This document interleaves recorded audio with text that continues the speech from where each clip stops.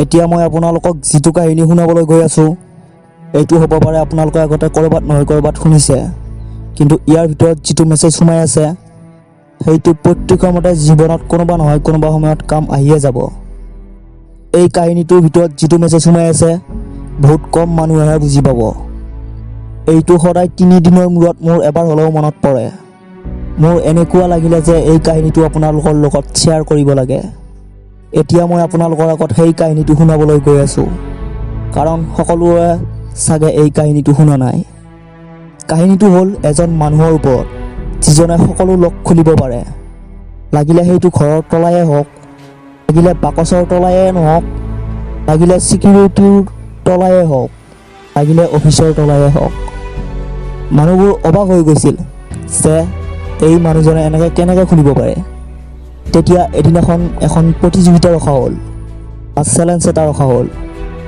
সেই মানুহজনে এটা চেম্বাৰৰ লক এটা খুলিব আৰু তাৰ পৰা বাহিৰত আহি যাব আৰু তেওঁক চেম্বাৰৰ ভিতৰত বন্ধ কৰি ৰাখিব। এই চেম্বাৰটো লক কৰি চুইমিং পুলত পেলাই দিয়া যাব পানী ভৰিবলৈ। যদি তেওঁ তলাটো খুলিব পাৰে তেওঁ বাহিৰত ওলাই আহিব পাৰিব, অন্যথা তেওঁ হাৰি যোৱা বুলি গ্ৰহণ কৰিব পাৰে। এটা ইমাৰ্জেঞ্চি বেল বজাই তেওঁ হাৰি যোৱা বুলি স্বীকাৰ কৰিব পাৰে যে মই লকটো খুলিব নোৱাৰিম। আৰু সেই ব্যক্তিজনে চেলেঞ্জ গ্ৰহণ কৰি ল'লে আৰু তেওঁৰ নিজৰ ওপৰত বিশ্বাস আছিল যে তেওঁ এনেকুৱা কৰি দিব। বহুত মানুহেই তেওঁৰ সেই দৃশ্যটো ৰেকৰ্ড কৰিবলৈ কেমেৰা লৈ আহিছিল। অৱশেষত মানুহজনক চেম্বাৰৰ ভিতৰলৈ সোমাই দিয়া হ'ল আৰু দৰ্জাখন বন্ধ কৰি লাহে লাহে পানীত নমাই দিলে। খেলা আৰম্ভ কৰি দিয়া হ'ল। মানুহবোৰে তেওঁৰ লক খুলি বাহিৰত হোৱা দৃশ্যটো চাবলৈ বহুত ইচ্ছুক হৈ আছিল। সেই মানুহজনে জেপৰ পৰা এডাল তাঁৰ উলিয়াই লৈ লকটো খুলিবলৈ আৰম্ভ কৰি দিলে আৰু ছেকেণ্ডে ছেকেণ্ডে সময় পাৰ হৈ আছিল। এটা এটা ছেকেণ্ড সেই মানুহজনৰ বাবে বহুত কঠিন হ'বলৈ ধৰিলে, কাৰণ তেওঁৰ বাবে উশাহ ৰখাই থোৱাটো বহুত কষ্ট হৈ আছিল। আগতে মানুহৰ আগত তেওঁ কম সময়তে তলা খুলি দিছিল, এতিয়া কিয় ইমান সময় লৈ আছে? ছেকেণ্ডবোৰ যেনেকৈ বাঢ়ি গৈ থাকিল সেই মানুহজনৰ শক্তি কমি আহিবলৈ ধৰিলে। তেওঁৰ বহুত কষ্ট হৈ আছিল তলাটো খোলাৰ বাবে। সেই মানুহজনে গোটেই শক্তি লগাই দিলে, নিজৰ সকলো কৌশল লগাই দিলে, সকলো মাথা লগাই দিলে আৰু তেওঁ তলাটো খুলিব পৰা নাছিল। অৱশেষত তেওঁ হাৰি যোৱা বুলি ক'বলৈ ঠিক বুলি ভাবিলে আৰু তেওঁ ইমাৰ্জেঞ্চি বেল বজাই দিলে। মই হাৰি গৈছোঁ আৰু মই খুলিব নোৱাৰোঁ। যেতিয়াই তেওঁ ইমাৰ্জেঞ্চি বেল বজালে আৰু তেতিয়াই সেই চেম্বাৰখন লাহে লাহে ওপৰলৈ আহিব ধৰিলে। সেই মানুহজনে হাৰি গৈছিল, সেইবাবে তেওঁ বহুত নিজৰ নিচিনা ভাবিব লৈছিল। তেওঁৰ লাজ লাগিব ধৰিলে, সেইবাবে তেওঁ ওপৰলৈ চাব পৰা নাছিল আৰু তেওঁ চেম্বাৰৰ তলত বহি আছিল। চেম্বাৰৰ গেটখনত ধৰি যেতিয়া তেওঁ বাহিৰলৈ বহিব চেষ্টা কৰে তেতিয়াই চেম্বাৰৰ গেটখন খুলি যায়। তেতিয়াই তেওঁ লাহেকৈ কাষৰ ফালে ঠেলি দিয়ে। শেষত তেওঁ গম পায় যে গেটখন লক কৰাই নাছিল। তেওঁ ভাবিলে যে এইটো মোৰ মগজুত আগতে কিয় নাহিলে যে গেটখন লক কৰা নহ'বও পাৰে।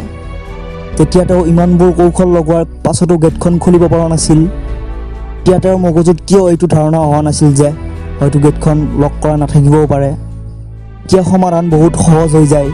তেতিয়া আপুনি যিমানেই প্ৰতিভাশালী নহওক আপোনাৰ প্ৰতিভা কেতিয়াও কামত নাহিব যদি আপুনি গভীৰতাৰে ভাবিব নোৱাৰে। বহুবাৰ একো নকৰাবোৰেই সমাধান হৈ যায়। বহুতবাৰ মাত্ৰ এইটো চাই লোৱা সমাধান হয় যে সঁচাকৈ প্ৰব্লেম আছেনে নাই। আমি ওচৰে পাঁজৰে থকা মানুহবোৰৰ পৰা এইটো শুনো, কিতাপবোৰত পঢ়োঁ, ভিডিঅ'ত দেখোঁ যে সদায় ব্যস্ত থকা, ব্যস্ত মানুহৰ মূল্য বেছি। এনেকুৱা এটা প্ৰৱণতা চলি গৈছে যে ব্যস্ত মানুহবোৰ বহুত ভাল হয়, বহুত ডাঙৰ হয়। ব্যস্ত থকাটো বহুত ভাল, এইটো এক ধৰণে স্বাগৰ দ্বাৰা হৈ গৈছে। কিন্তু কেতিয়াবা একো নকৰাবোৰেই শুদ্ধ হৈ যায়, কাৰণ যেতিয়া আমি একো নকৰোঁ তেতিয়া এনেকুৱা আইডিয়াবোৰ মনত আহে যিটো ব্যস্ত থকাৰ সময়ত আহিব নোৱাৰে। এইটো বহুত কম মানুহেহে বুজি পাব। সেইবাবে বহুত ষ্টাৰ্টআপ যিমানবোৰ আৰম্ভ হৈছে সেইবোৰ 20 বছৰ বয়সৰ তলৰ মানুহে কৰিছে, কাৰণ এইটো সকলোতকৈ ফ্ৰী সময়ৰ বয়স। এজন মানুহে চেম্বাৰৰ লকটো খুলিবৰ বাবে মানুহবোৰক মুগ্ধ কৰিব খোজোতে, নিজকে বহুত ভাল বুলি পৰিচয় দিব খোজোতে কেনেকৈ লক খুলিব সেইবোৰ ভাবি বহুত ব্যস্ত হৈ আছিল, যাৰ বাবে তেওঁৰ মগজুত এটা সময়লৈ হ'লেও এইটো নাহিলে যে এনেকুৱাও হ'ব পাৰে যে লগ নকৰিবও পাৰে। এই ধৰণে আমি সকলোৱে জীৱনটো জীয়াই আছোঁ। এতিয়াও সমাধান ওলোৱা নাই, কাৰণ আমি কেতিয়াও গভীৰভাৱে ভবাই নাই। আমি একো নকৰা অঞ্চল এটাত কেতিয়াও নাহোঁ।